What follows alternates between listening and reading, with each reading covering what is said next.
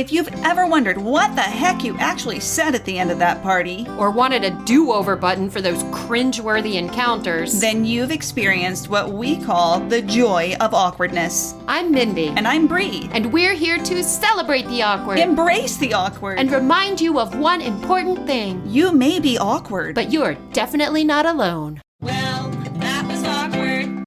Hey, listeners.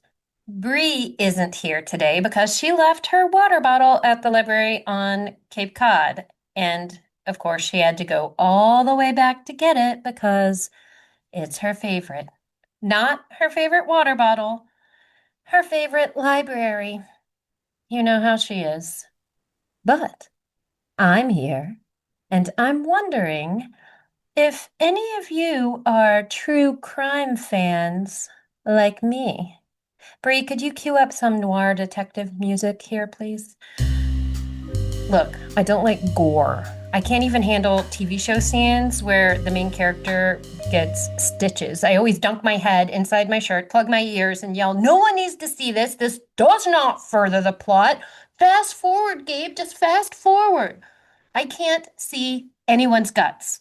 If anything belongs inside of you, I absolutely cannot see it come out of you. So no, it's not the gory details of crimes I love. It's the mystery. Oh my God, I love a goddamn mystery. I love a puzzle, a problem to be solved. That's why I love quantum physics and New York Times puzzles, especially the weird British ones where the answer is like clam plus innuendo equals divorce. Give me mystery. I just need something to stay one frickin' step ahead of me. Fun fact, I actually went to private detective school when I was in my 20s. I got licensed and everything, but I never actually practiced. I had kind of a moral awakening. Like doing that sort of gig privately means you're working for whoever hires you. And I thought, what if it was a controlling husband being a total D-bag to his wife? Just privacy issues galore. So I never followed through with the apprenticeship part. But when my sons were teens, I loved finding casual ways to whip out my wallet with my expired PI license in it when their friends were around because hashtag teen boys. But I have been, and always will be, an amateur detective. I mean, aren't we all, ladies? See, I'm nosy as hell. I don't watch much reality TV, and not because I'm sophisticated or above it. Absolutely not. And not because nothing will ever top Nene Leakes on Real Housewives of Atlanta. I love you, Nene. I just take my reality straight, no filter, and locally sourced. I listen to the scanner. I remember sitting around my great-aunt's kitchen table playing canasta with her and my grandma and going lone wolf, that's a canasta thing, at age 10 was thrilling. Surviving the constant cloud of cigarette smoke was like verging on heroic, but the real drama was the scanner in the background, feeding us updates on what all the neighbors were up to. And Grandma and Aunt Mary's commentary was flippin' priceless. But now, I've got an app for it. And I still keep tabs on a handful of folks on ye old Facebook. I take screenshots. I send them to my friends. You know how we all say, "Oh, I'm not on Facebook much." And then you're like, "Yeah, me neither." Except I am. I'm not posting. I'm just watching. If you've ever posted something way too raw and regrettable way too late at night, then deleted it first thing in the morning, I clocked it, honey. I'm sorry. I can't help myself. I am the watcher. But this compulsion for observation has actually come in handy. I've actually recovered actual stolen goods 3 times in my life. Our car was stolen many years ago, and the next morning, I was on the way home from taking my oldest son to preschool with my 1-year-old in his car seat in the back of our friend's car they'd loaned us. And I just had this kind of breakdown / universe intervention We were young, we were poor, we needed our car. And this wave of emotion came over me, something like determination or certainty, definitely anger. And I proclaimed out loud, I'm going to find our freaking car. I took a different exit off the interstate that I usually do, just following some woo or instinctual GPS. I took a left and a couple of rights, and I found myself in a neighborhood I'd never been to before. I drove to the cul-de-sac at the end of a street, and there was our car. I called my husband. I found our flipping car. I called the cops. Hi, this is Mendy St. Hours with the stolen car. I found it outside of 335. I'm gonna need the boys to meet me over here. And I turned back to baby Leander. Deanders, we found a car! Yay! Another time, and this was during COVID, there was a string of car break-ins in our neighborhood. My car and most of my neighbors' cars had been rifled through. My next door neighbor, however, had his recently passed father's fishing equipment and fishing vest stolen from his truck. And he was devastated, not because he also loves to fish, but these were like talismans from his dad. So I went out and I walked Nana, our dog, and on the way home, I just had a little prickly feeling as we passed a storm drain on our street, because that storm drain seemed like a hell of a good place to pitch evidence. I laid down on my belly and peered down, and sure enough, there was Daddy's fishing vest. I called my neighbor, we heaved the manhole cover off, and he legit used a fishing pole to fish out his dad's gear.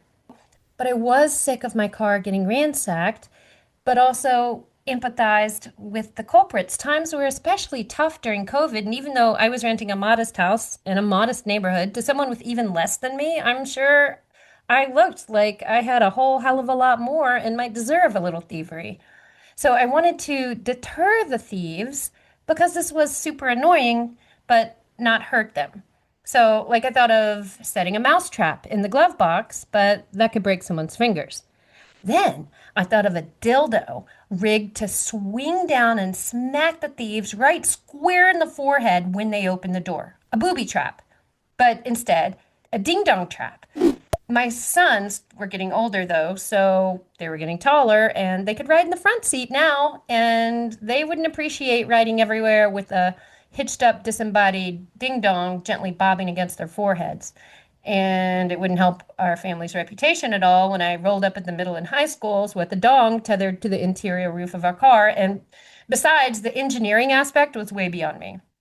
But being a dick myself, both in the sense of detective and a nosy Facebook watching asshole, I knew there was something to this dick thing. Then I got it. I wanted to discourage the thieves but not hurt them. The ding-a-ling didn't have to hit them in the forehead. It just needed to be in the car. Now, is a regular old dildo scary enough to deter a thief? No way. Even thieves know a gal's got to do what a gal's got to do. But there's all kinds of deterrent dicks.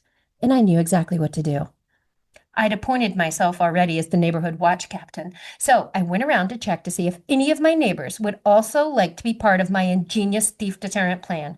I took orders. Kareen wanted a hand. Actually, that was a double order because Porter, he wanted a hand too.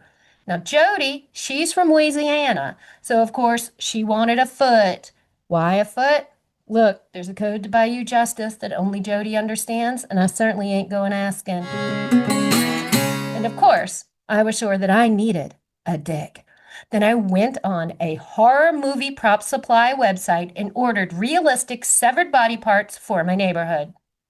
So the next time our cars got broken into, the thief would come across a scene of such gore and horror that they'd leave well enough alone, thinking we were obviously homicidal sociopaths. When the package came and I'd made my neighborhood deliveries, I quite proudly shut my realistic, bloody, rotting ding-a-ling into my glove box. And guess what?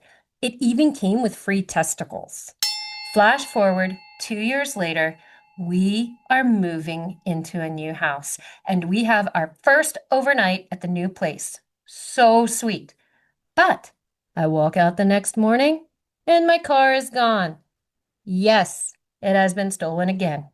I call the cops, I go through the routine, I go on Facebook and Nextdoor to put a picture of it out there in the world in case anyone sees it. And like the other time my other car got stolen, like 17 years earlier, I was like, I'm gonna go find my car. Because we still couldn't afford to just lose a car. I grabbed my son's car keys and headed out into the world. Again, using some kind of spiritually desperate GPS, driving around randomly. And I shit you not, about 30 minutes later, I found her. I called Gabe. I found the flipping car. I called the cops. Hi, this is Mindy St. Hours with the stolen car. I found it outside of 124 Street. I'm going to need the boys to meet me over here. There was no baby Leander in the back seat this time, but I did text teenage Leander. Car got stolen last night. Sad face emoji. Just found it. Strong arm emoji. So teenage Leander would see it when he woke up and A, be impressed, and B, be reminded not to do any shenanigans because Mama's a low-key detective. He'd seen the license, right? So the officers arrive. We go through the routine. They are sufficiently impressed. We talk about our favorite true crime podcasts. Then I step away to update Facebook and to let everyone know I found the truck and to 100% show off. The officers are fingerprinting, etc., when they call me over. Ma'am. Yeah? Could you come over here for a moment? We need to see if this is yours. I saunter over, still quite proud of myself, and the officer explains, we don't think this is yours, but we need to double check to see if we should bag it as evidence. And they have a look on their face like they've found something very troubling, something aberrant. And the other officer, who is bent down in the car, slowly stands up straight and turns to me, his arm extended all the way out to keep the disgusting object as far from his nostrils as possible, his purpley-derply latex-sheathed fingers pinching my car penis? No. That, my friends, is a red herring. Come on, my mystery friends know there has to be a twist. The car penis at that time was on another assignment. As we were moving into a new spot, and I finally had the opportunity to go with my ever-present motive ed means, I thought it would be super cool to put it in the top drawer of Gabe's office desk and have him chance upon it. No, they hadn't found my car penis. I know exactly where my car penis is at all times. Do you know where your car penis is? It's funny, actually, because just days before, I'd texted Bree and Denise lamenting about my car underwear. If you're a diehard fan of this podcast, you already know that I think underwear are a waste of time and resources, a redundancy, if you will. I would take it so far as to say that underwear actually hurt my self-esteem because the front part always fits, but the back part can't handle this tail. So they cut into my hams, reminding me with every step that I have stubborn saddlebags. But I always had a pair in my gym bag in case I was wearing super short shorts at the gym, so my twonk wouldn't fall out.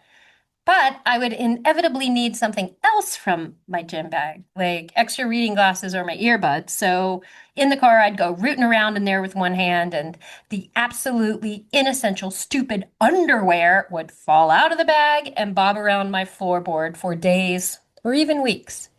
And yes, that's what they had found. My car underwear. You might be like, big deal. But these pair were very special indeed. See, a month or two before, I'd splashed a shit ton of my morning coffee into my gear shift and loose change area, the console. And I was at a stoplight, so I frantically swift my hand around the car for a non-essential cloth to wipe it up, and of course I come across my car underwear on the floorboard of the back. So I soaked up the mess, I threw the drawers over my shoulder into the back seat, and just carried on to work. Here we are, 2 months later, and an officer of the law is holding up what at one point was a pair of women's cotton jockeys, but they've obviously seen some shit. Metaphorically and literally. They'd been wet, right? And then dried in a clump. So they were contorted and had re-hardened in whatever shape I'd left them in on the floorboard of my car. And the once white cloth was now stained with puddles of brown, baked in by many afternoons in the hot back floorboard of the car. And I'm not trying to be gross, but the math is clear. Brown plus underwear equals shart. Except these drawers were so thoroughly brown stained that whatever had happened to its wearer, its underwearer, was more than just a turd putting on the brakes. Whatever had happened to this human had been a dysentery level event. The officer not holding the drawers was like, just checking. These aren't yours, right?